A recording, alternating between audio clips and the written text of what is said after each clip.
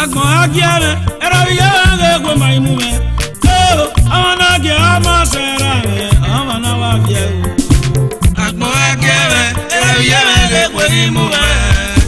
I wanna get ama sera me. I wanna feel.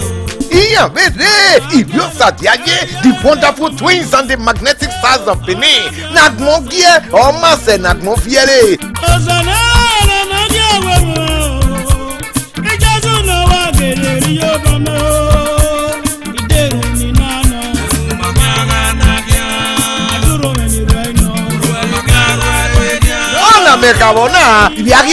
Better music here. Latest album. Already the wonderful twins and the magnetic stars of Benin. Idowu Agbes International Company Nigeria Limited. Number 2 Nosayaba Street, Isoke Circuit City, New Benin, Benin City.